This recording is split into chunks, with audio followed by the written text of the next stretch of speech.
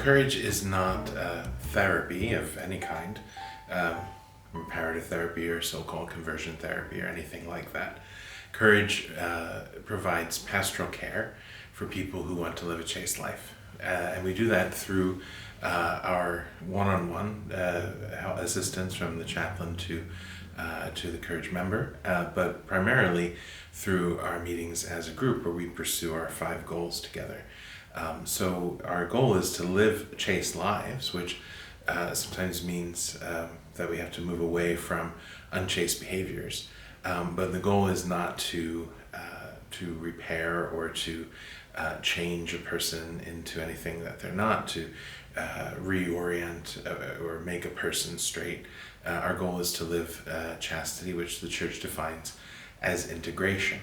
And so we support that first goal with the other goals, which are to develop a life of prayer, which we do primarily by praying together and by praying for one another, by growing in fellowship, developing an atmosphere where everyone can speak from experience and share their lives honestly with one another, by building support through chaste friendships, both in the group and with other people in our lives, and by striving always to give good example to others, and through that to extend an invitation to other people who can benefit from Courage to come and see what we have to offer. So we have a program, but it's not based in a psychological therapeutic approach or anything in that regard. Our program is basically to support one another so that we can live lives of holiness and virtue, which of course includes the virtue of chastity, and grow in friendship with Christ and with one another.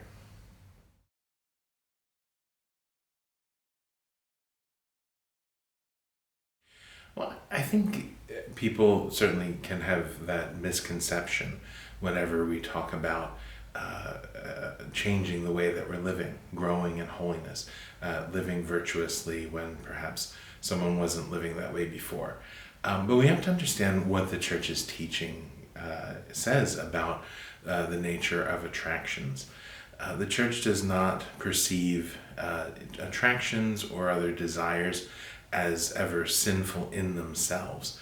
God gives us our emotions and our desires so that we can respond to His will with the whole person. If it weren't for the original sin, our desires would always lead us instinctively and enthusiastically towards what is good, and would always repel us very firmly away from what is bad for us. Now, our emotions and our desires sometimes become disarranged or disordered because of the effects of the original sin or our own personal sins. And so we have to grow in habits of virtue that can reshape our desires and help us always to understand and desire what's good for us. But the church does not perceive having a desire as a sin in itself. And so the church does not teach that having the experience of same-sex attraction, or some people might say being gay, is a sin in itself.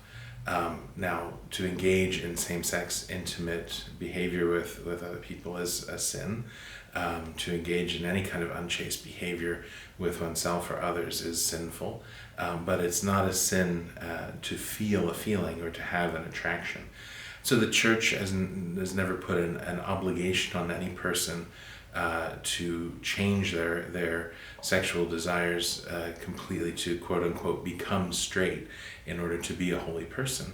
So that's not our approach either. We're always following the church's guidance and teaching on this, and we're not trying to make someone into something that they're not, but to help them to be the person that God's created them to be.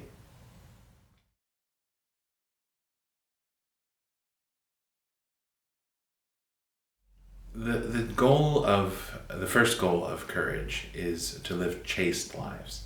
Now, people hear the word chastity and they think loneliness, they think deprivation, isolation. Well, the truth is really very far from that. The Catechism of the Catholic Church defines chastity as the successful integration of sexuality within the person, and thus the unity of the person is achieved by living chastely. The Catechism reminds us we're talking about integrity and totality, that living chaste lives helps us to know when we make a total gift of ourselves, body and soul. That's in marriage. But knowing that gift is reserved for that particular relationship, it sets us free to make a gift of ourselves in many other ways, in family, in friendships, in relationships in the church, in our parishes, in our dioceses, and in many other situations. So chastity, growing in that virtue, leads us to be more integrated. We know what to do with the feelings that we have, where they come from, where they're leading, whether and how we ought to act on them or not. It helps us to understand what's appropriate in relationships, that things that are appropriate in a marriage or in a dating relationship are really not appropriate in a friendship. When we have good boundaries in all of our relationships, then we can be very free to express ourselves, to have trusting and intimate conversations, to really give our hearts to each other because we know where the appropriate boundaries are. And then the more that we're growing in friendship, in affection, in charity, the more joyful and peaceful our lives become. So I think the church's offering and courage in the name of the church is helping people to see the place of chastity in their lives, to embrace it, even with all the sacrifices that it may involve.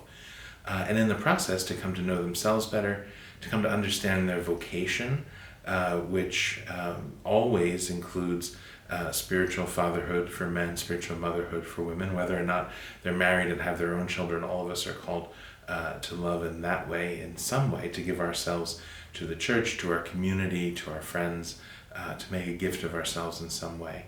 So our striving for chastity helps us to understand where and how we make that gift of self, and then helps us to see how to live it out.